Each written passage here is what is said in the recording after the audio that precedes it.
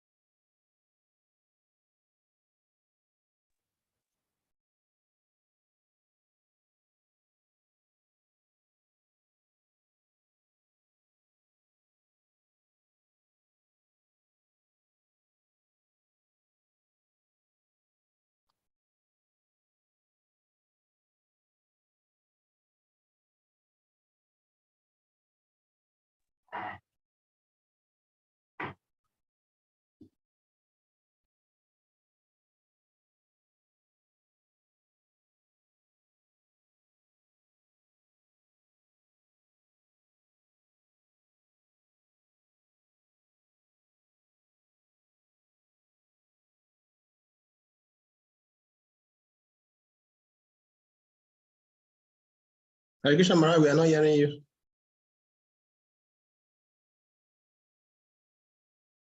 Sorry, Mara, we are not hearing you, please.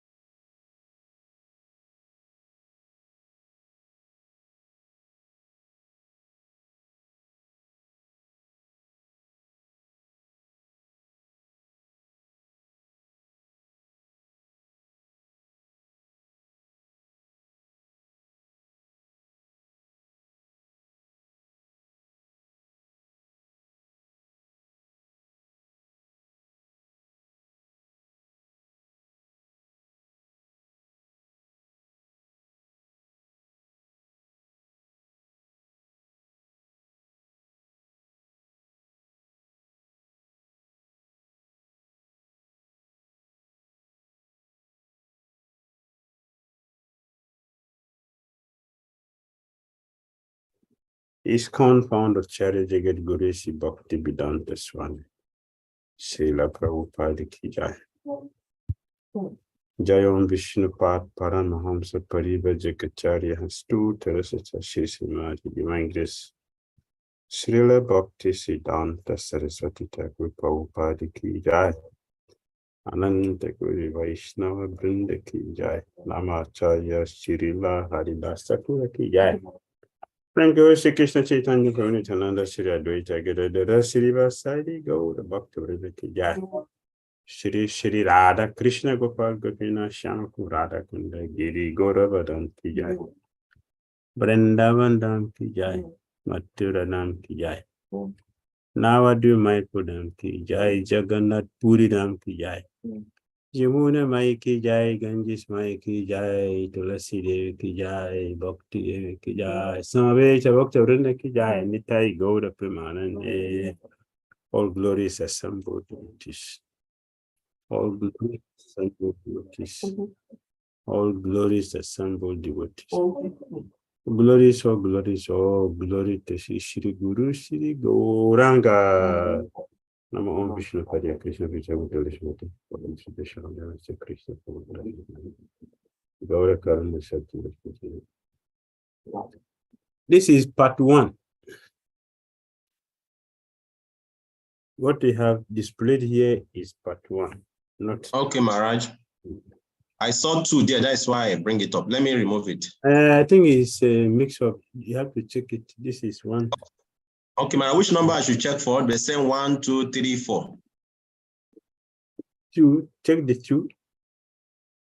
And this is number 2, Maharaj. Okay, let's see. Okay, please let me see. Let me scroll down and see if it will change. Okay, Maharaj. Let me just bring it up. Yeah, let's see if it change the topic. I will see for. Okay, Maharaj. Yeah. See, these are what are there, Maharaj. You can see this. Go forward. Go forward. Go forward. Let me see. Let's see. Okay, so we talked about all this yesterday. No, I didn't talk about this yesterday. Okay. It's not this. No, not this one. Okay. This is not 2. I should click on number 1. Yes. Go to 1 and see if that will. Okay, man. Okay, man.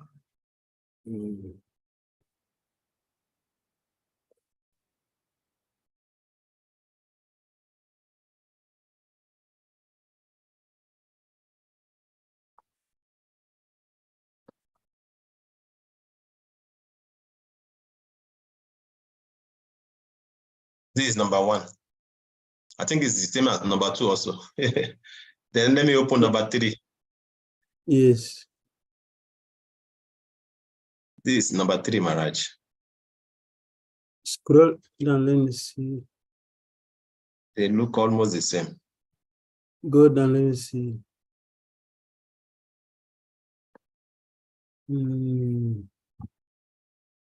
No. I think he didn't send all. There's another one, number 4. Open that, let's see. Something is showing part 1, not true. All of them is, I think what is sent is all the same. Yeah. No, there's some difference. Go forward, let's see. Yeah, this is truthfulness, this is different. Yes, Maharaj. Pretty much, you have something else to show. Let's see from her. Okay. Ataji, you can meet yourself. Hare Krishna, Gurudev. In that PPT, which is named number 2, when we go down, the content is different. First few slides, it is same for all. Yes. So, Yes, Prabhuji, you can. I'm making you co-host. If you have it with you there, you can just try to open it. Yes. You can open the number 2 only, Prabhuji, the one you opened. Number 2, which was written 2 dot. Yeah. Yes. And okay. Yeah. Number 2 is here. yeah. So, Gurudev, this is talking about no intoxication, this slide onwards. Today we are talking of tapasya. Yes, this is the one. This tapasya I'm going to talk of today. Yes, so Prabhuji, you can come to that slide where that tapaha one was highlighted. You just come there. Next one. Yeah. Gurudev, you can just check if the further slides are the same. Prabhuji, you can go next and show it to Maharaj. Let's see. Yeah, this one. It's okay. This one. Okay, Maharaj. So then you go back. It didn't start. It didn't start exactly what I have here. Okay, just go back from the beginning. Let's start from the beginning and then.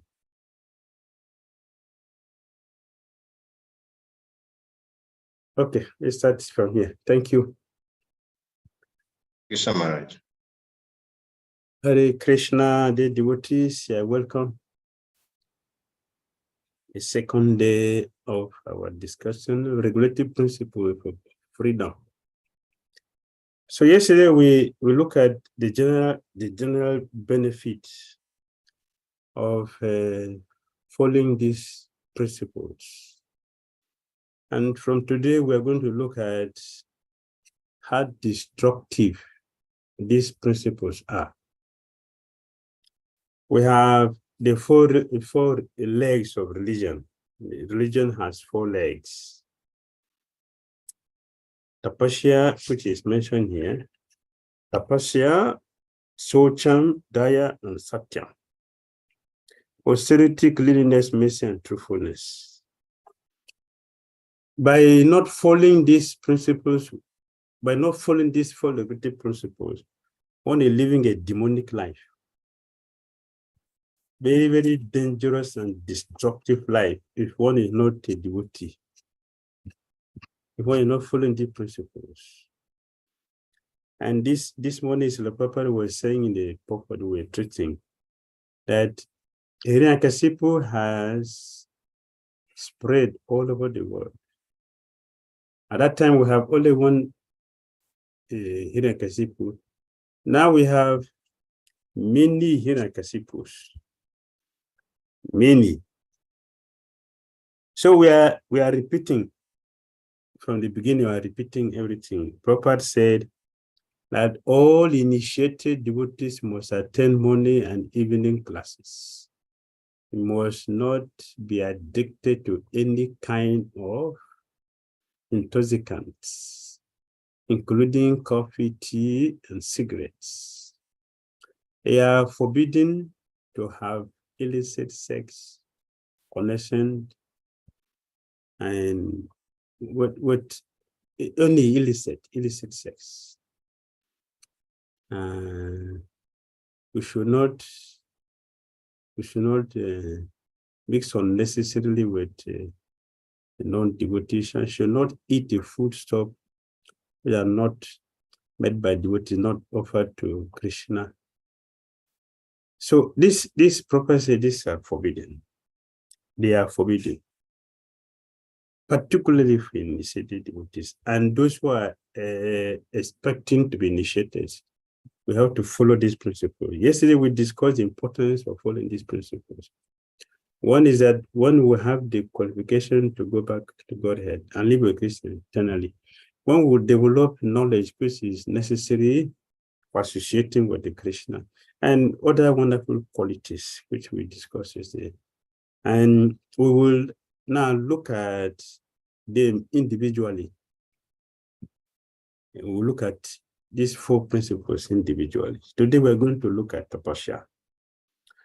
And when love of God deteriorates into lust, it is very difficult to return to the normal condition. That one everybody is saying. Very difficult for us to practice devotional service. And it's like Bhaktivinoda Thakur in Jaiva Dharma. He said, our secondary nature has become primary nature. Our secondary nature has become primary, and our primary nature has become secondary. And His Holiness Bhakti Maharaj said, our secondary nature has become primary up to the point that Majority of us are thinking that we're material beings trying to take the spiritual life, which is opposite. We are spiritual beings undergoing material experience. It had become so chronic that we are thinking, this is not my culture. I had some devotees who were talking many times. This is not our culture. And I asked Prabhu, what is your culture? What is your culture? And he has no answer. What is your culture? Barbaric life, that is a culture? So barbaric life, eating meat, fish, and egg, gambling, to say that is culture? What question is your culture? To be ungodly, that is a culture? The Gurudev said these are acculturations. Acculturation. I am this, I am that, this tribe, all the designations in this material, they're all acculturations. A culture of the soul, the natural culture of the soul, living entity, is that we are Christian conscious beings. That is our eternal culture.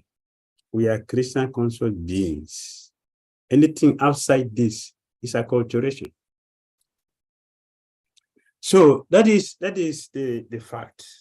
And we are dealing with these acculturations and thinking it is a culture. It is demonic culture.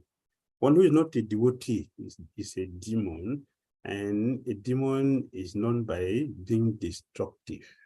Our activity, our consciousness, everything is destructive. How we think. This morning we're discussing that this morning.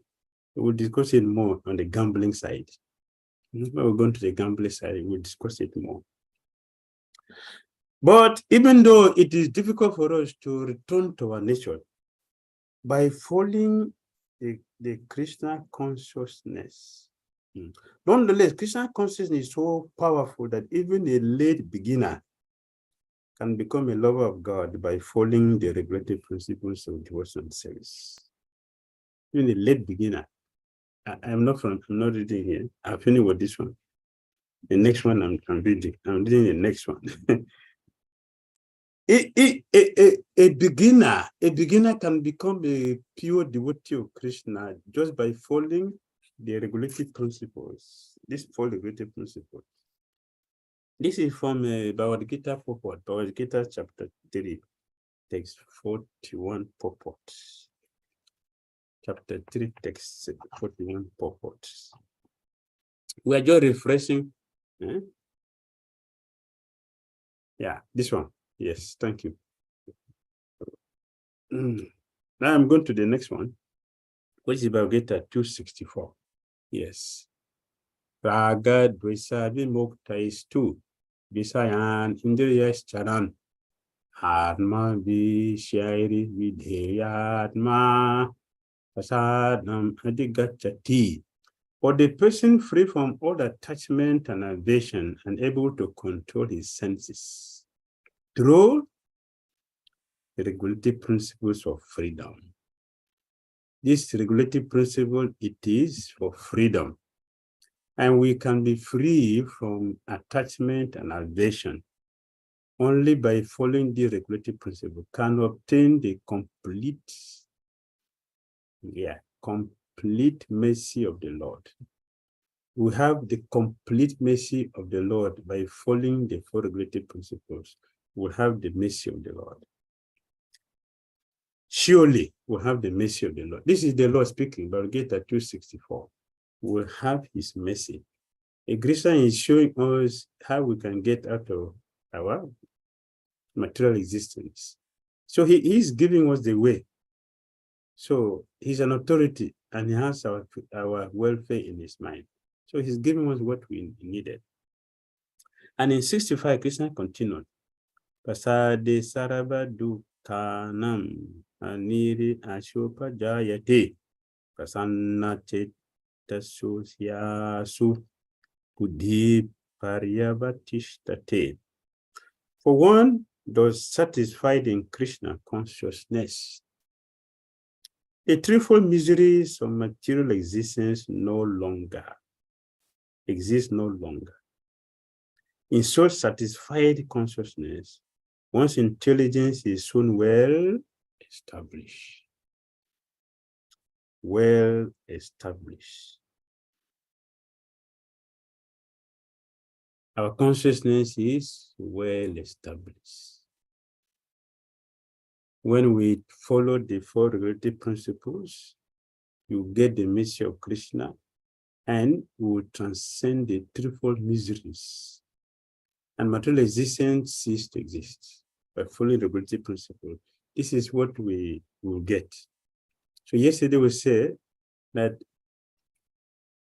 the aim of this presentation is to help us have appreciation and better understanding about these four regulative principles. And we hope the objective is that by the end of this discussion, we have a positive approach towards these four regulative principles and be able to absorb ourselves fully to it so that we will attain all this mercy Krishna is giving us. This is the purpose, our aim and our objective for giving this presentation. Because like Chaitanya Prabhu was saying, oh, the principle is something you have been doing, but how are we doing it and what is it that we're doing? That is very difficult to understand. It's very difficult. So we need to have a clear understanding so we can apply this thing properly. So these regulative principles, no illicit sex, no gambling, no meat eating, no illicit sex, or no intoxication. They free us from being demonic and by destroying dharma. If you keep these four things, we will be protecting dharma, not destroying dharma. Because dharma is standing on four legs. Daya, mercy. Tapa, austerity. Socham, cleanliness. Satyam, truthfulness. These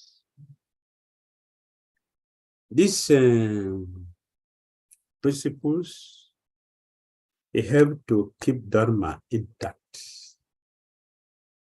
And by not following them, we are destroying dharma.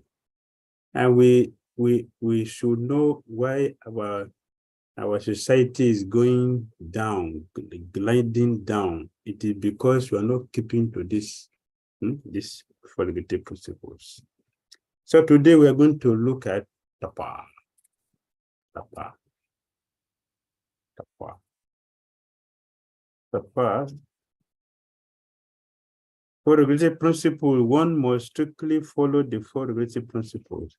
No meat eating, including fish, eggs, and items like onions, garlic, and mushrooms. No intoxication, including liquor, tea, coffee, tobacco in any form. The betel nut, pan masala, etc. No illicit sex means no sex outside of marriage, and ideally, no sex within marriage that is not for procreation. No gambling, including speculation on the stock market or in business deals, lotteries and lotto games. This is the four regulative principles in detail. So now we'll discuss what here. So I'm going to ask a question. We have to discuss. Tapa, austerity. Why is this austerity important for achieving success in spiritual life? Why is it important? A general discussion. Why is it important? Why austerity important for achieving success in spiritual life? You can speak generally because we have heard about austerity many times. Please raise your hand so that we can meet you.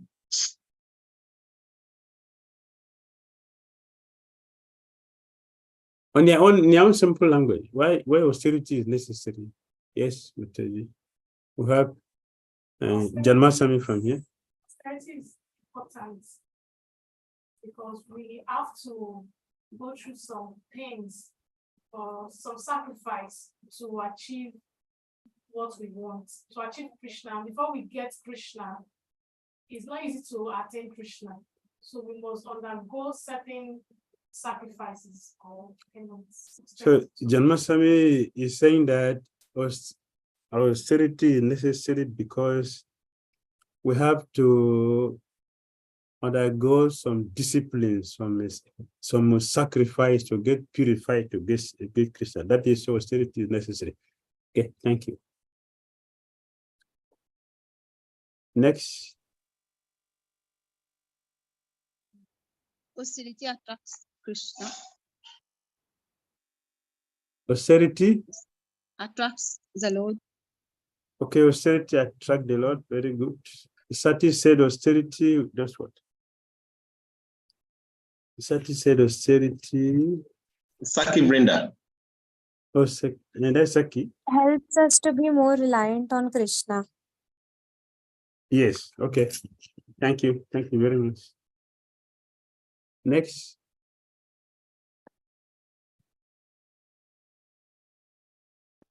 That the other hands I'm seeing up there. Yeah, Maharaj, thank you very much. The austerity is important in every segment of life. It's a part of training. If one is not austere, if one does not make sacrifice, there's no way you will learn anything. So okay, very good. Yeah. Thank you. Thank you.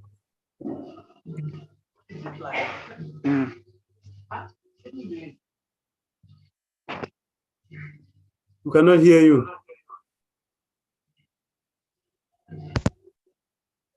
Raj. Okay. Austerity is important for the spirit soul because if we are not austere, then we'll think in bodily conception of that. We'll think we belong to this material life and we belong to this body. So austerity is to orient us. Okay, very good. Thank you. Thank you. Next.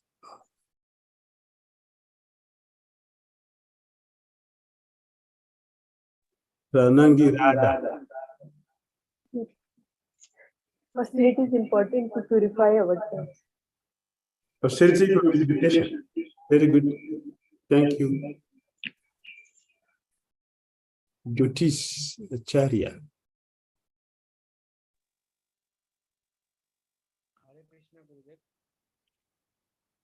Cannot hear you. I already unmute. Am I audible? No.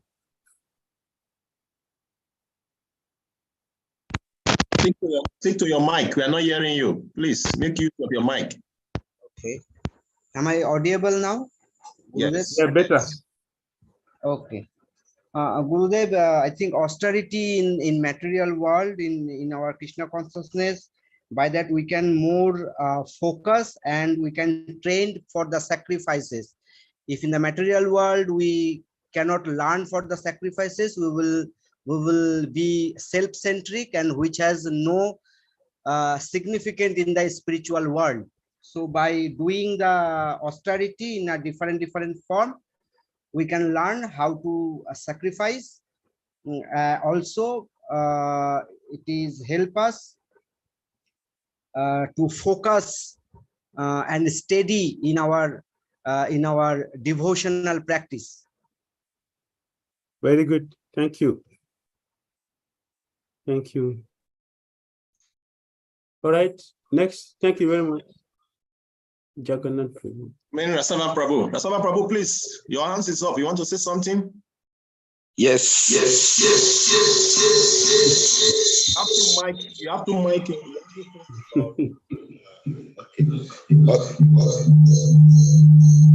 So meanwhile, while they are trying to rectify that, Maharaj, we have some in the chat box. You want to read or I should read to you, Maharaj? Yes, you read it. Okay, Maharaj. So Sati Devi is saying, austerity help us to be more reliant on Krishna. Then Gayatri Mataji is saying, austerity helps to regulate your spiritual life and to check your progress. I don't understand that. Check. Then Chaitanya Bhagavat Prabhu saying, austerity helps in making one discipline and purify the senses. Then Shavan David Asi Mataji is saying, austerity helps us to cleanse once ourselves. It's a cleansing process. And very good. Amadavi Majari Mataji is saying, austerity is required to control the senses. That is summary. Thank you very much. Yes, Rasaban Prabhu.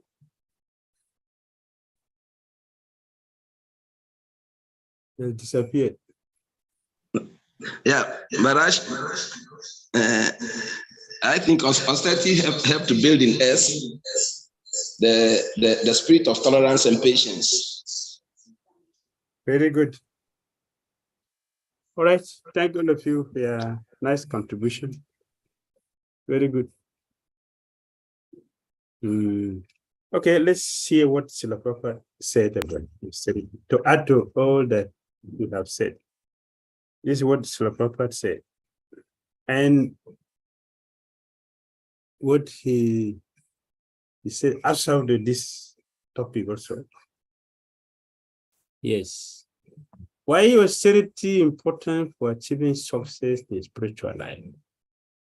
Austerity means to accept voluntarily things which may not be very comfortable for the body, but they are conducive for spiritual realization. For example, fasting. Very good. So the proper use of our senses in this regard is to engage in some austerity, practicing detachment from bodily demands and dependence on material enjoyments. And in other places, the Prophet said, Satir Sudhir, this is Bhagavatam 551, Satir Sudhir, Brahma Sokam Tu Anantam. Austerity is necessary for purifying the heart. Our heart is very, very dirty. We have to purify the heart. And that is done by the process of austerity. Like some of you said, it is for purification. In the second canto, Srimad Bhagavatam, Lord Krishna said, I created this material world by austerity. I am maintaining it by austerity, and I will destroy it by austerity. Therefore, I am austerity. In Bhagavad Gita, Krishna mentioned in the proper mention in the purport, without austerity is compulsory for any form of yoga. Either it is karma yoga, it is gyan yoga, it is Ashtanga yoga, whatever form of austerity, whatever form of yoga we practice, including bhakti, austerity is compulsory in all systems of yoga. Why? Because it is purifying. And Lord Kapila Muni said, Tapashi by Param Jotim Bhagavantam Adopsi Sarabhutan Bhava some in the tea and Chasa woman Taposha Eva. Eva means compulsory. It is certain, it's a must. Austerity is necessary if we want to realize Brahman, if we want to realize Paramatma, if you want to realize Bhagavan. Bhagavan realization, austerity is necessary. So it helps us. And we're going to discuss that without austerity, we will misuse our senses. We will misuse our senses. Okay, now I can go forward. Yes, misuse of our senses. You see, before then, there is a verse before this. No, not this one. Okay. According to the PowerPoint is here, Maharaj, no verse. You have already quoted all the verses, Maharaj. There is another one here. Bisaya Vibaratanti Nira Harasya Dehinan Rasa Varajam Rasupyasya Param Drishtva Libaratate. This is by Bhagavata 259. Though the body soul may be restricted from sense enjoyment, the taste for sense object remains. But seizing such engagement by experiencing a higher taste is fixed in consciousness, fixed in Christian consciousness. So if we don't practice austerity, we will do what? We will misuse our senses. Like here, in the PPT here, in the here, whom do we see? What do we see here? Who is here? Who are the people here? It's like Nana Kubera and Manigriva. I don't know because it's Nana. Yes, so I'm thinking. Yes, it's Larademoni, Nala Kubera, Manigriva, with their girlfriends. What are they doing? And they're engaging in intoxication, naked in the water, so intoxicated. They are drinking inside in the water. They are drinking. They're drinking alcohol in the water. Just like today. Today we are having a bed tea. Yeah? What do they call it? Bed tea. Bed. Heavy contamination. Real contamination. Obnoxious. Animal life. If someone is waking up in the morning, the sadhana for a human being is tea. Can you imagine that? It's a heavy contamination. So we are misusing our senses. Anyone with a sane mind will accept that taking intoxicant is physically, mentally, and spiritually detrimental. So the four legs of religion, the four legs of religion.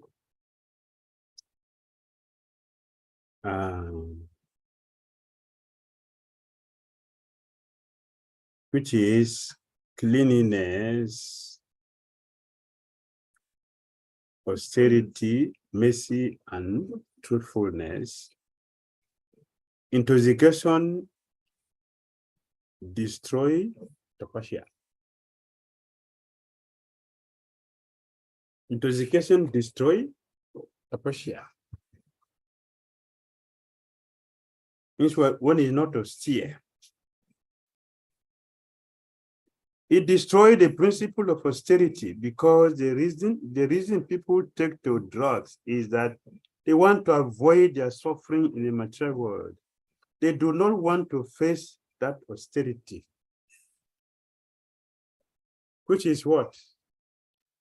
Cheating. This is cheating.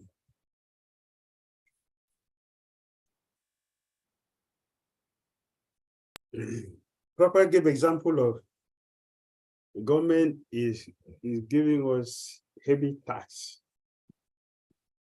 And what we want to do is to break down the house so we don't pay the tax. This is cheating.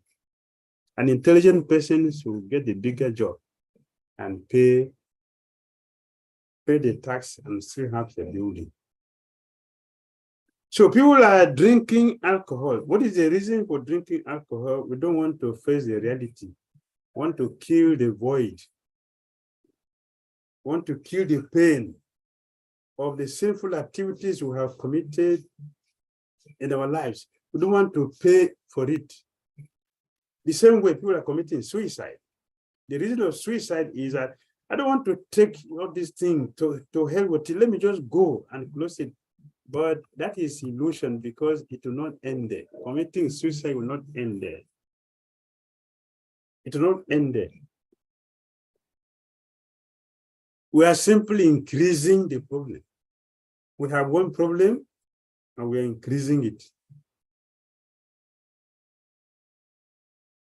So,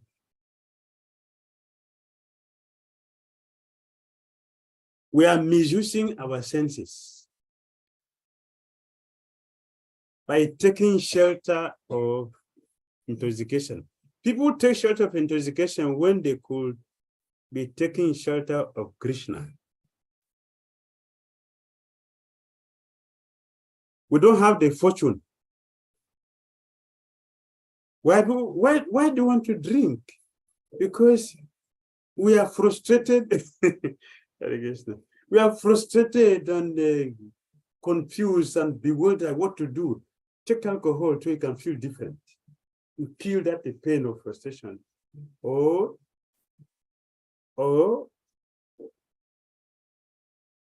when we don't want to do away with what is waiting for us.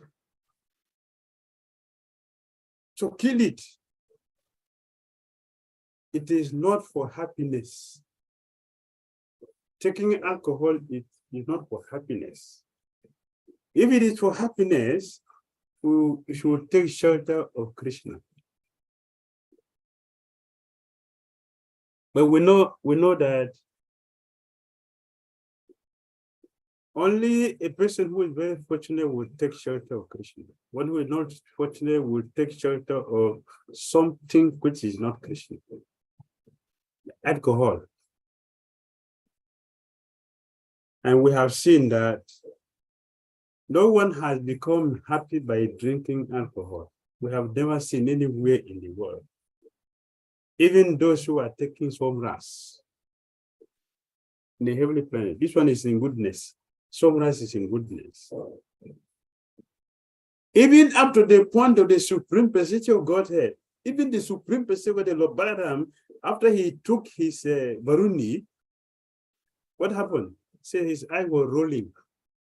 And that when the Jamuna saw him like that, and Balaram is telling her, "Come here, I want to swim in the water." We need to intoxicated person. No, don't contaminate me. She didn't come. That is supreme personality of Godhead. His eyes is rolling. So what is that? What does it mean? Nobody has become happy and satisfied by taking alcohol. It is a big expansion of ignorance. It's ignorance.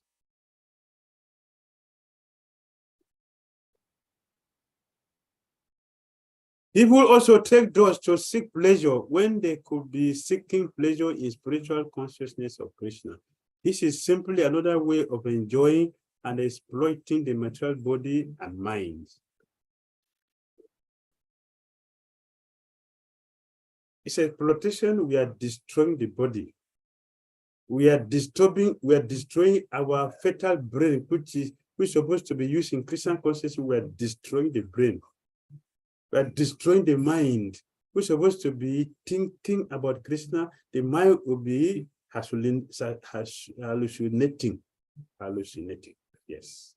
The mind will be hallucinating. Not really thinking positively about things. We have seen from experience, and when people do something abnormally after drinking. For example, one can insult a superior person. "Oh, I'm very sorry. It is due to alcohol. Please excuse me. I'm very sorry." Means what? It destroys our intelligence. It destroys the mind. It destroys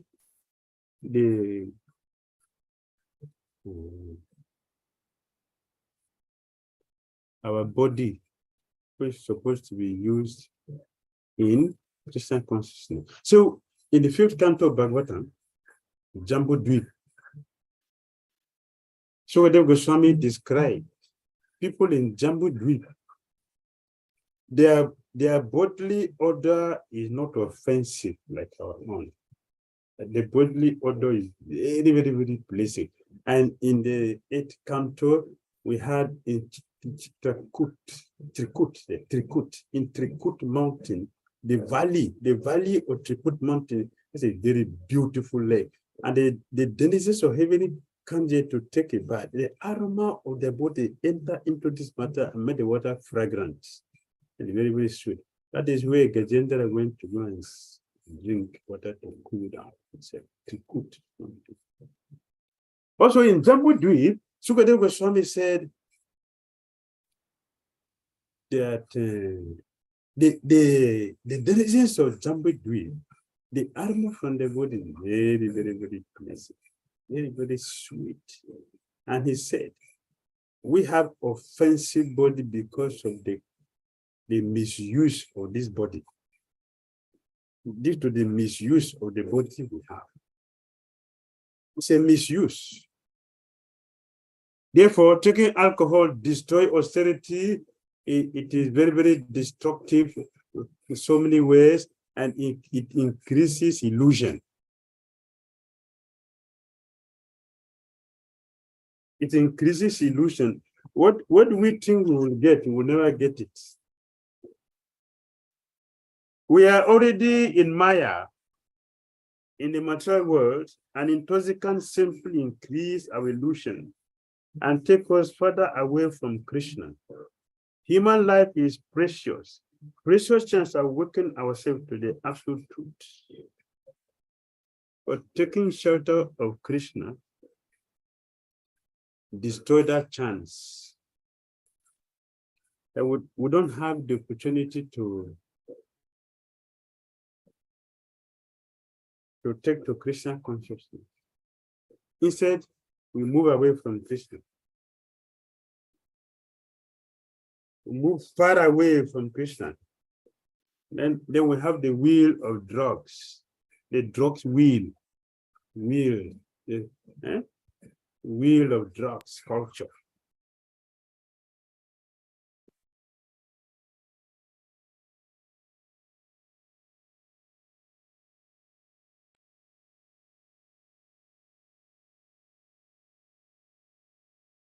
Alcohol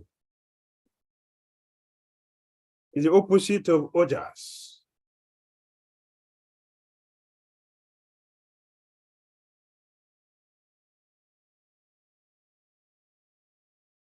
So this is a warning from the Ayurveda.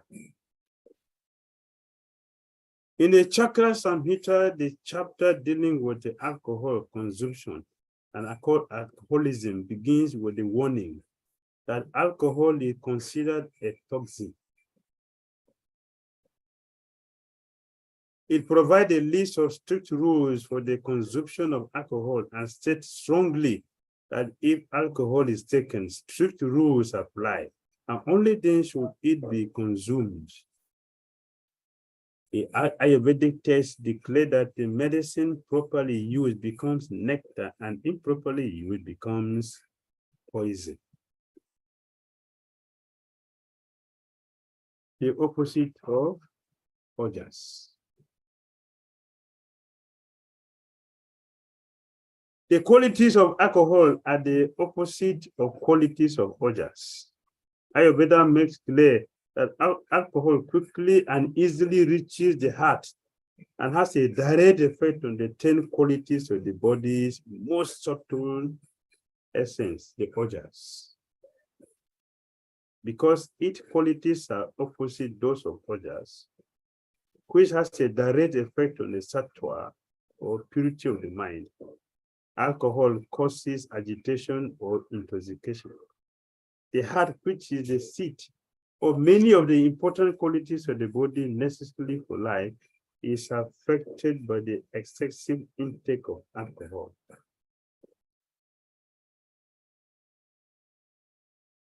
So people who take alcohol, you look at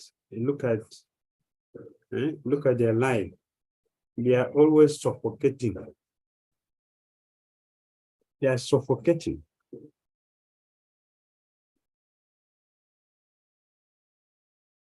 But the illusion is that one thing that, I want to be happy.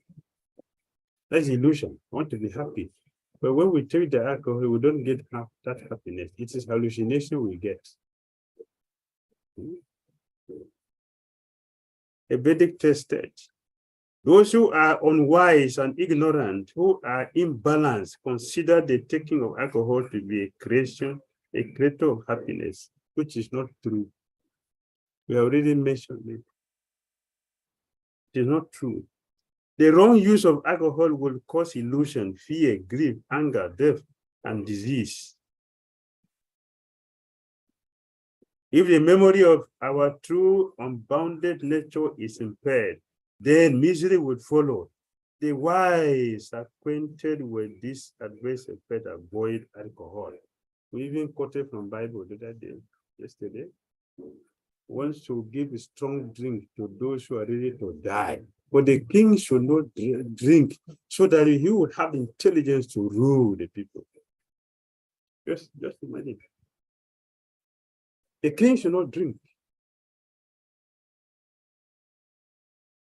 because our intelligence should be destroyed.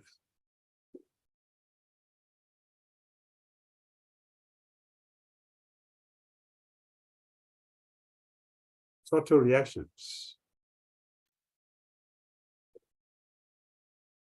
Committing in the mind. These include activities like daydreaming, watching movies and reading fiction.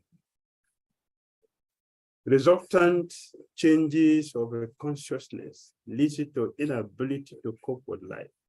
Always looking for quick fix for distress to get fleeting happiness.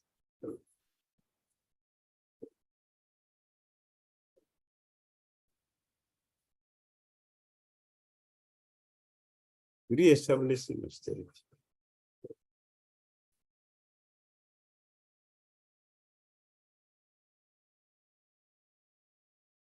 Intoxication means becoming dependent on matter. So, Gurudev explained that in the beginning, people are taking to drugs, alcohol. Why? The drugs with intention of getting happiness. After some time, people are not taking drugs for happiness, they're taking drugs to kill the pain of not taking.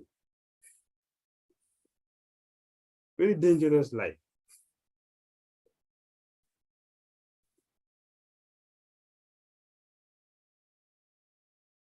So when one takes alcohol, when we depend on matter, including the social aspect of pride and power.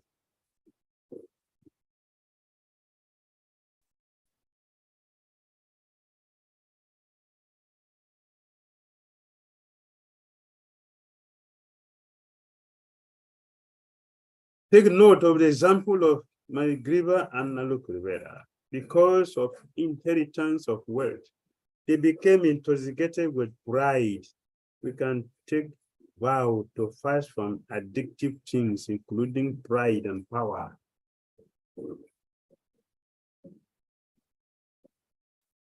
Yes. Actually, you can see the potency of Lord Chaitanya's movement. I am a poor Indian. I came to America with 40 rupees. I had no money to bribe these young people after. But now they are mad after God. It is practical. Now, if you try to bribe them to leave this movement, they will not go. So, what is intoxication? These boys and girls have given up all intoxication, but they are now intoxicated. Yes. Wait. Hare Krishna, Hare Krishna. This is the message of Chaitanya Mahaprabhu. This is the highest intoxication. The highest intoxication is Krishna consciousness. Yes, it's always, but Jesus Maharaj is saying like that. That the greatest sense gratifiers are the pure devotees of Krishna. The highest. You can be more intoxicated than pure devotees of Krishna. You're mad. So instead of us to get mad in Krishna consciousness, which Prabhupada has introduced us to, like taking to these destructive substances. Therefore,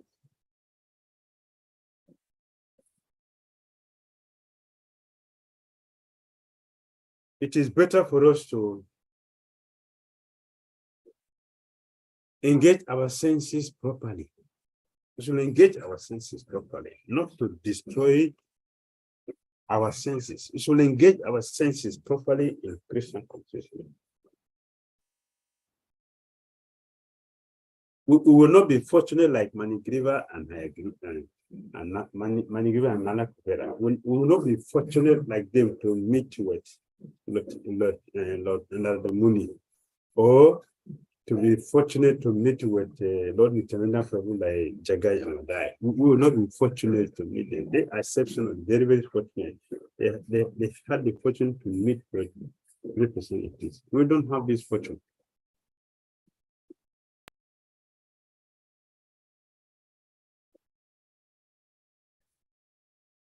In Bhagavad Gita chapter 36 to 42, Arjuna is asking Krishna, "O descendant of Vrishni, by what is one impelled to sinful and even unwillingly, as if engaged by force?"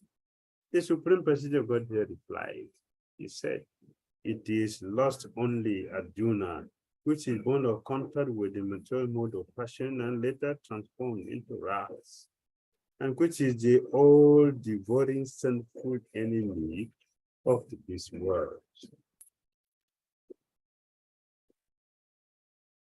The wise living entity's pure consciousness becomes covered by its eternal enemy in the form of lust, which is never satisfied and which burns like fire. The senses, the mind, and intelligence are the sitting places of this lust. Through them, lust covers the real knowledge of the living entity and bewilders him. Thus, knowing oneself to be transcendental to the mature senses, mind and intelligence, almighty Arjuna. One should study the mind by deliberate spiritual intelligence, Christian consciousness, and thus by spiritual strength to conquer this insatiable enemy known as lust. Evam buddhe param buddha samsa dhyatmanam atmanan. He is Tatrun Mahabahu Kamarupam Purasaram. Indriyani Puranyahu, Indriya Paramana. Mansastu Parabudhiri Bujo Budhe Parastas Susaha. Therefore, O Arjun, based on the Bharatas, in the very beginning kept this great symbol of sin lost by regulating the senses and slay this destroyer of knowledge and self-realization. The working senses are superior to adult matter. Man is higher than the senses. Intelligence is still higher than the mind. And he, the soul, is even higher than intelligence. So this is the highest form of the intoxication. This is the highest form.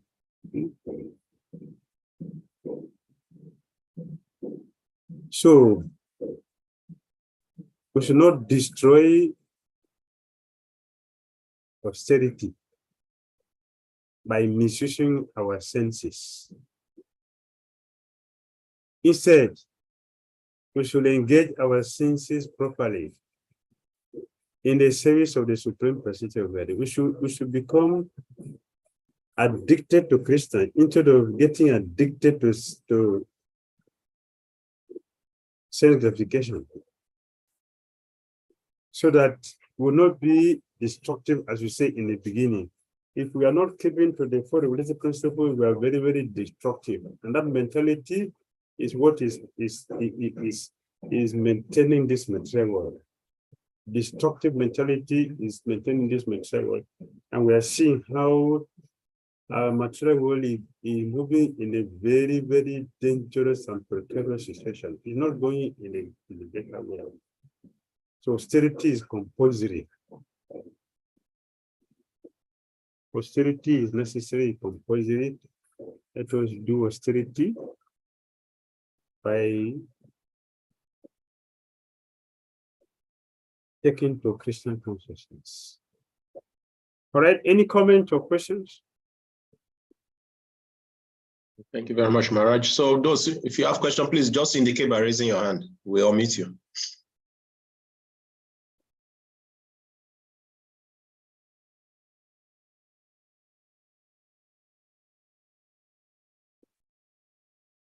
Maharaj, I have a question. Yes, please, go ahead. Yes, sorry, Maharaj, I cannot on my video because they have taken light here. No problem.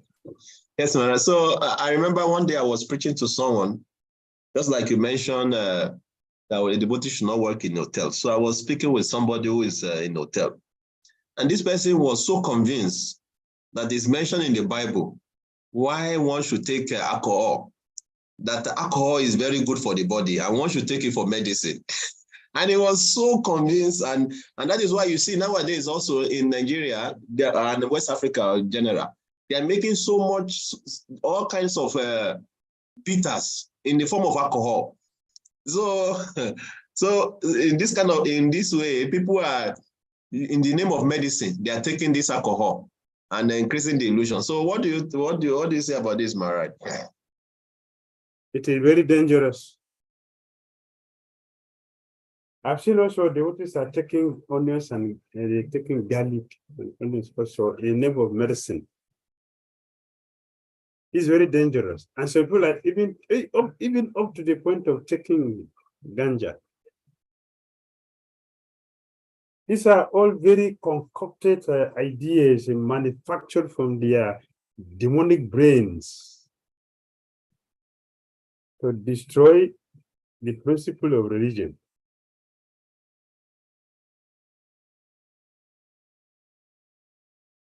More dangerous is to use scripture to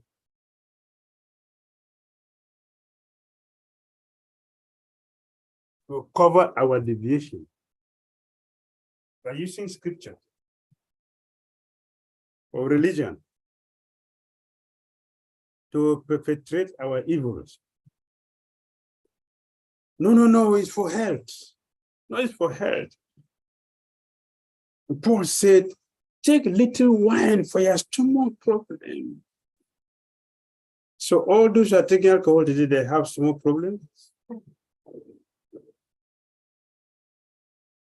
Do they have stomach problems? Are they in the same situation that made the poor to say that in the Bible? He said that to only one person. It's only one person he was speaking to. Now it had become a general thing for everybody. This is very, very dangerous.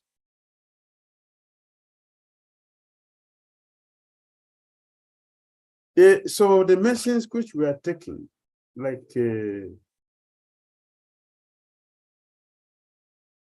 fever medicines, contains caffeine and things, right? All these Panadols and the Pensic and paracetamol and all these things, they have some caffeine inside. But it has been so refined that it does not intoxicate when you're taking that. That's a different thing. Like when one is taking these gross things, even though one is not having the same problem, because the Bible says it is not all the thing Bible say that we are doing, but we take the one which seems to facilitate our deviation. And we will expand on that. It is all demonic mentality, and it is very, very, very dangerous. Therefore, we should carefully avoid it. We say Maya is very strong, Maya is powerful, but we don't know how powerful Maya is, that the Maya is influencing us to do so many things. We don't realize that it is Maya who is arranging all the fancy things for us. So it is Maya. Thank you very much, Mariam, for adding the garlic and this, because many a times I hear from some grasters, they strongly believe that onion and garlic is very important for them. Onions and garlic is very important for them, so they can have a strong appetite for sex, which goes against the principle of grihasta. A grihasta is different from grihamedi. A grihamedi, not grihasta.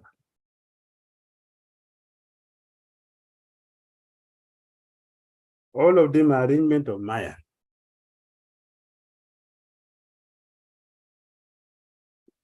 Yes, next Jagannath Prabhu.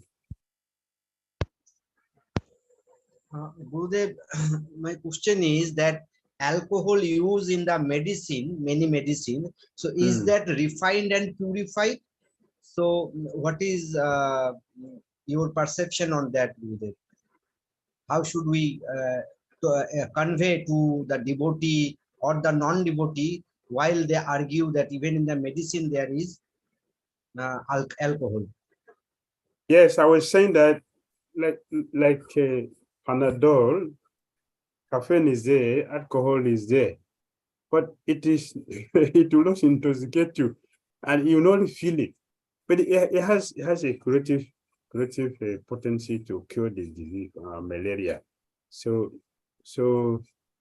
we can have a body to do our practice, which it is completely different from grossly taking these things. They are not the same. So when we are sick, we should take medicine. Even if we have little of these things in there, we should take medicine. That is okay. And if one is very advanced, very advanced and very serious, that you are fully convinced, but your mind is so crystal consciousness that you will not do anything, then it's fine. It's fine for you. All right.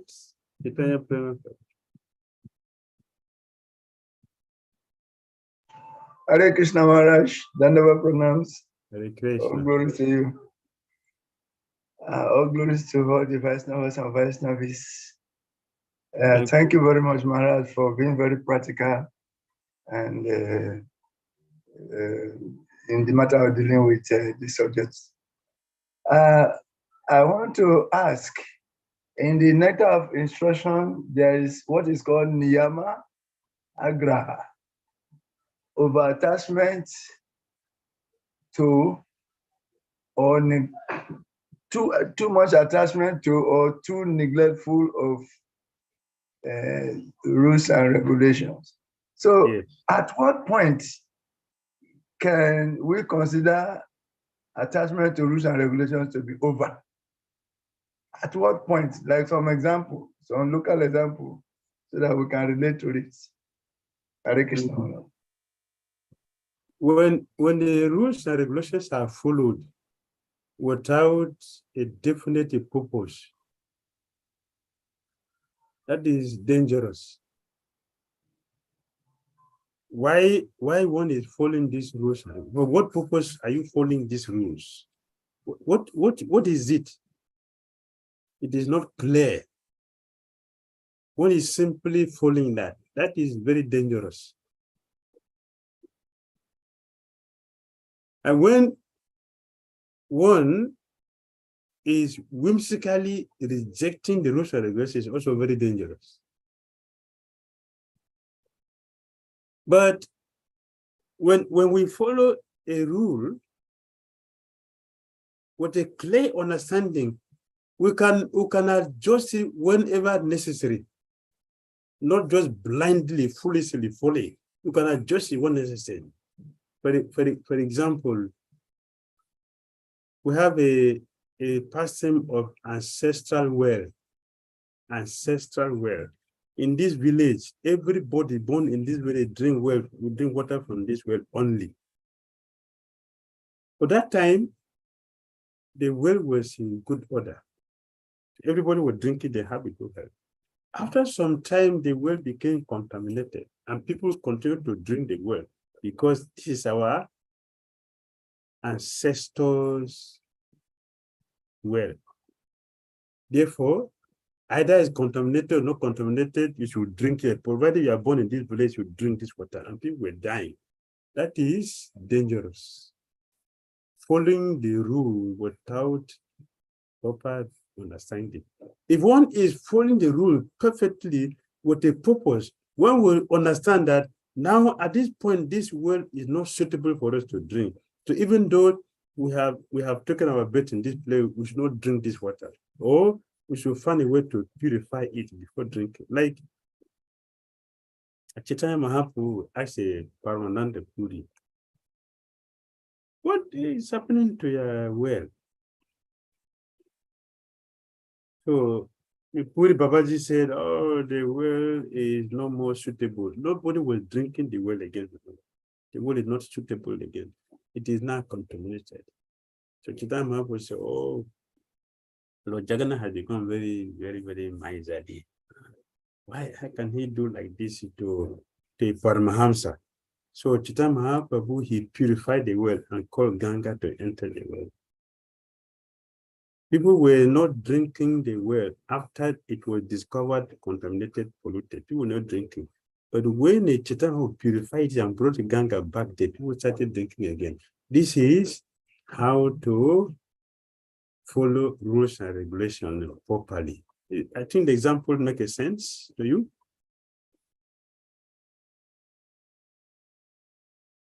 Does it make sense? Yes, Maharaj. Yes, Maharaj. But like some of us, we are neophytes. When we get to India, for instance, we go to the Ganges, and we can see some people, we can see stool, we can see someone, they throw dead bodies there also into the, you see. So, and in trying to harmonize transcendence and what we see here, somebody may enter into the Ganges and you like want to drink it as a transcendental river, but when he remembers how dead bodies are thrown there, then it becomes hesitant. And I don't know, how should we relate to things, the places like Ganges water in terms of drinking or not drinking it when we are there? I don't know. Ganges water should be taken in any condition. In any condition, one should take Ganges water. Any condition. It is eternally pure.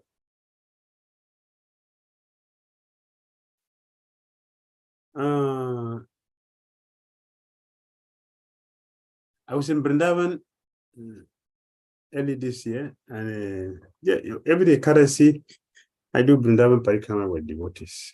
Every day Kadasi, so we do that. That is our regular austerity they practice. In Vrindavan, all the Kadasis will do Parikrama. So we'll branch at Jamuna and do Achama. And then a little also the mouth. So when another devotee saw,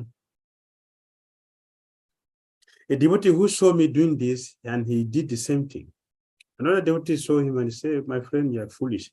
This is contamination. Why do you do this? But the person put some on his own head. He didn't throw some in the mouth, but he put some on his own head. So he was telling another devotee that you threw it in the mouth. This is contamination, dangerous. I said, but if it is contamination, you put on your body also. Is that not contamination? Of course, you can say that it's external one, but if it is contamination, it is a contamination. If you pour poison on your body, it will still deal with you.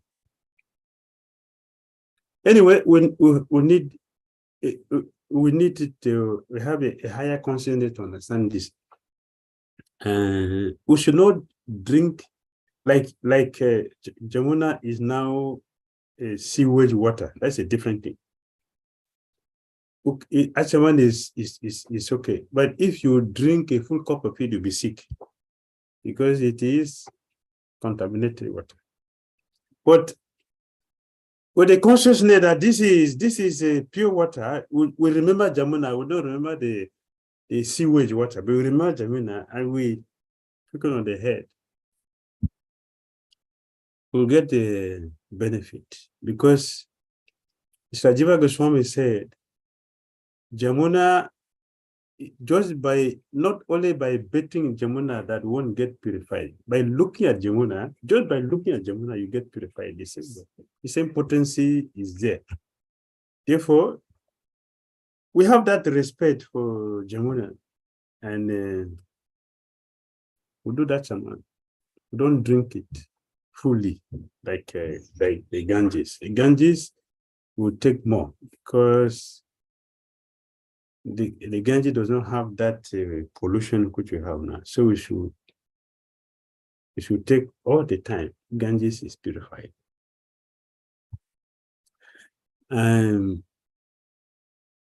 97, first time I went to Godavari.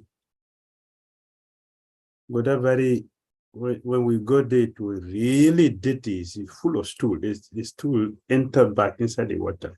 Really stool. Very dirty and dark. So I just find this a section which is not so contaminated like this. I entered the water and I didn't drink it, but I entered the water. And although it was very dirty and dark, when I entered the water and I came out, there's a difference, complete difference. Heavy purification took place. I felt it. I felt it like that. So we need a higher consciousness to be able to understand these things and apply ourselves to these things spiritually to get the required purification. Otherwise, we will not get the required purification from what is available. There is Ganga also, Ganga in Chopati, Lord Ramachandra created that one for Sita Devi. So during the Ganesh festival, a lot of contaminations are thrown to the water. Very extremely dirty smell. For whole 2 weeks, it will be really dirty. Once I wanted to take a bath, the water said, no, it's dirty now, I should wait. So we waited, but I was going to leave. I have to go there. It was still very dirty. I jumped inside the water. Whether the water refused to enter, I jumped in there. They closed their eyes. But I did. I took deep inside the water and it came out. It is purifying. It is very, very purifying. All right. Hare Krishna. Yes, Mara. Thank you very much, Mara. Somebody just post something in the chat room. Gayatri Mataji. Hare Krishna, Gurudev, thank you for lecture. Please, Gurudev, please, apart from the onion and garlic giving agitation for sense gratification, can we get some scriptural verses to help us explain better to those devotees that feel that they can take onion if they are married? Hare Krishna. First of all, we should know the origin of onion. Where does onion and garlic come from? We should know that. From the Puranas, we get the onions. That when Brahmanas fell down, it was the day Sringi cursed Maharaj Parikshit. That's the closure of the Brahmanical culture. Brahmana became impotent. So they don't have the power to chant a mantra. When you offer an animal to the fire, the animal is supposed to come out, a calf supposed to come out from the fire. An old animal is offered there, but a calf should come out. But when they became contaminated, they don't have the potency anymore. When they put the cow in the fire and they chanted the mantra, the cow didn't burn, neither the calf came out from there. Some part was burnt, some were not burnt. So there was a young boy, the Brahmana boy, who was thinking, So this part which is not completely burnt. But the mantras were chanted, although it was not potent as it's supposed to be, but some potency is still remaining. So a Brahmana boy was thinking, yeah, I should just bury this one on the ground. So whatever is gone, I'll come and take it and eat. So he did. He buried it on the ground, and everybody left. The next day, when he came back there, that the flesh he put on the ground germinated as onion. The onion is the flesh, the garlic is the bone. So if you take onion, you are eating cow flesh. And the garlic is the bone of the cow. This is the origin of onions and garlic. It came out from the mantra, incomplete, let's say incomplete or important mantra the Brahmanas were chanting. And they say it is from unburnt flesh. So it's like you're eating a rotten flesh. Therefore, we should avoid these things. Thank you. We should avoid these things. Those who are addicted to it, they should know they are eating flesh. All right. Thank you. Hare Krishna. Hare Krishna Maharaj. Thank you very much, Maharaj. And I think also already exceeded our time. Thank you very much, Maharaj. You have to take rest now. So please, devotees, you try to follow us on our pages, Bhaktivedanta Academy for Cultural Education. You can click and follow us, subscribe. So thank you very much, Maharaj. We'll see you tomorrow. We are very eager to hear from you again. So tomorrow we take another part of it. Yes, today is Tapasya. Tomorrow we're going to take another one and we'll finish it. Hare Krishna, Srila Prabhupada ki jai, Gaura Bhaktivinoda ki jai. So let us all unmute ourselves to chant Hare Krishna Maha Mantra to thank Maharaj for sacrificing his time for us. Please, everyone, try to meet. Hare Krishna. Hare Krishna. Hare Krishna. Hare Krishna. Krishna Krishna. Hare Hare. Hare Rama. Hare Rama. Rama Rama. Hare Hare. Jai Vanchakapatarvya